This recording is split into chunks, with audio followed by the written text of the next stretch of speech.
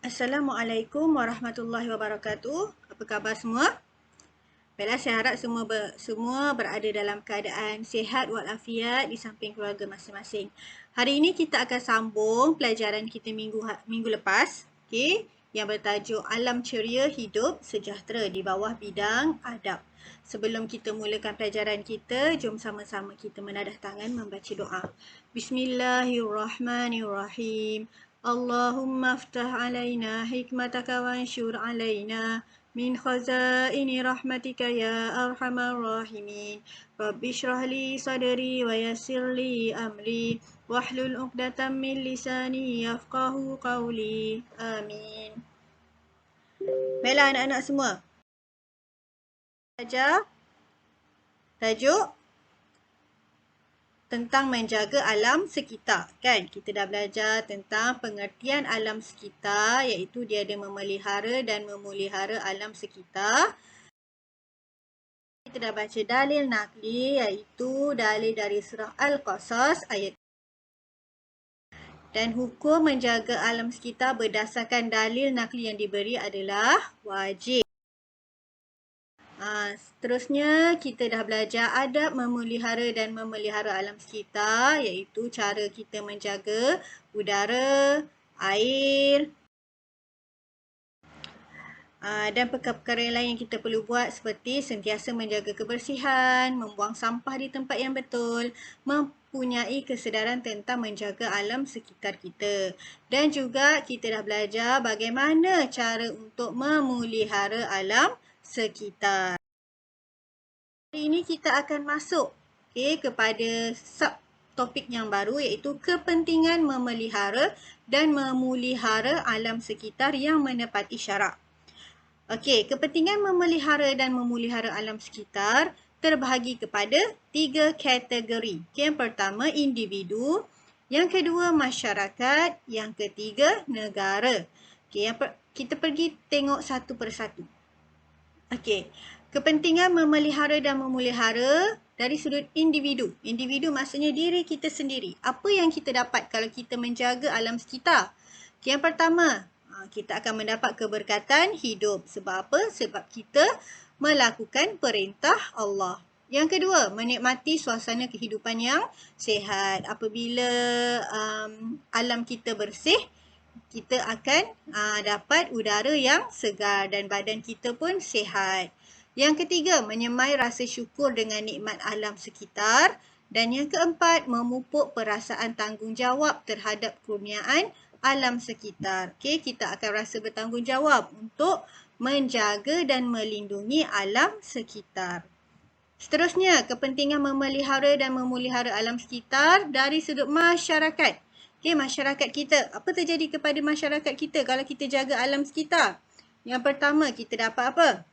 Dapat terus menikmati sumber alam. Sumber alam seperti udara, sungai, laut. Itu semua adalah sumber alam. Yang kedua, menerapkan sikap tolong-menolong. Yang ketiga, hidup selesa dalam persekitaran bersih. Kamu suka tak kalau persekitaran kamu kotor?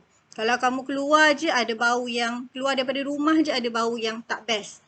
Tak suka kan? Kalau kita keluar daripada rumah je, kita rasa macam udara ni tak segar. Kita bau asap, kita bau benda-benda yang tak seronok lah. Kita sendiri rasa tak best kan? Kita sendiri hidup rasa dalam keadaan tak selesa. Jadi bila udara kita bersih, air kita bersih, jadi kita pun selesa. Seterusnya, terhindar daripada penyakit yang berpunca daripada kekotoran dan pencemaran. Terhindar daripada penyakit yang berpunca daripada kekotoran dan pencemaran. Maksudnya kalau berlaku pencemaran, maka ianya akan mendatangkan pelbagai penyakit kepada kita. Tapi kalau kita jaga alam sekitar kita dengan bersih, kita akan terhindar dari segala penyakit. Dari sudut negara pula. Apa dia dari sudut negara? Yang pertama, menjaga imej Islam dan negara yang mementingkan kebersihan. Orang akan nampak, pelancong luar akan nampak negara kita adalah sebuah negara yang bersih dan orang akan memuji. Rakyat Malaysia ni adalah rakyat Malaysia yang bertanggungjawab. Yang seterusnya, menjaga keindahan alam semula jadi negara. Baik, itu adalah kepentingan memelihara dan memelihara alam sekitar. Seterusnya, kita tengok bagaimana cara Rasulullah memelihara alam sekitar. Kita nak tahu macam mana cara Rasulullah memelihara alam sekitar. Supaya apa? Supaya kita dapat mencontohi akhlak Rasulullah dalam memelihara alam sekitar. Baik, kita tengok yang pertama. Okay, Rasulullah sentiasa bersyukur. Rasulullah SAW meminta para sahabat untuk sentiasa bersyukur dengan nikmat alam yang dianugerahkan Allah. Okay, Rasulullah dah bagi tahu kepada para sahabat supaya sentiasa bersyukur. Jadi kita pun perlulah ikut apa yang Rasulullah sarankan. Okay, yang kedua, menjaga kebersihan. Dalam hadis, Rasulullah SAW menyebut bahawa kebersihan itu sebahagian daripada iman. Jadi, jika kita ni adalah orang Islam yang mempunyai iman, okay, kita ada iman dalam hati, maka kita sendiri akan rasa untuk menjaga kebersihan. Saya percaya, tak ada siapa pun antara kita semua yang suka pada benda yang kotor kan? Semua nak benda yang bersih. Jadi itu menunjukkan kamu ada iman dalam hati. Bila kita ada iman dalam hati, makanya kita perlulah menjaga kebersihan sebab Rasulullah sendiri dah bercakap, dah bersabda, okay, kebersihan itu sebahagian daripada iman. Baik, yang ketiga, tidak merosakkan alam tanpa tujuan. Ketika mengutuskan tentera, Rasulullah SAW melarang mereka merosakkan pokok buah-buahan dan haiwan ternakan pihak musuh. Okey, jadi Rasulullah, pada zaman Rasulullah lagi, Rasulullah dah menekankan supaya umat dia dan para sahabat dia tidak merosakkan alam tanpa tujuan. Okey, contoh yang paling besar adalah apabila mereka pergi berperang. Bila mana diorang pergi berperang, sebelum mereka sampai ke tempat berperang tu, Rasulullah dah pesan kepada tentera orang Islam lah, tentera beliau lah. Okay, Rasulullah SAW dah berpesan kepada tenteranya supaya tidak merosakkan atau membunuh tumbuh-tumbuhan dan haiwan ternakan. Meskipun tumbuh-tumbuhan dan haiwan ternakan itu berada di pihak musuh. Okay, haiwan ternakan lah. Haiwan ternakan mereka seperti lembu, kambing, ayam. Ada ayam ke? Unta, semua tak boleh. Okay. Sebab itu bukanlah sasaran mereka untuk berperang. Sasaran mereka berperang hanyalah memerangi musuh. Musuh iaitu manusia, orang kafir Quraisy yang menentang Islam. Jadi Rasulullah dah pesan pada tenteranya, jangan sesekali kamu merosakkan pokok-pokok, tumbuh-tumbuhan. Even membunuh haiwan sendiri tidak dibenarkan. Okay, itu adalah salah dalam Islam. Okey, yang terakhir, macam mana Rasulullah memelihara alam sekitar? Okey, memelihara dan memulihara sumber alam. Okey, Rasulullah sangat menjaga sumber alam.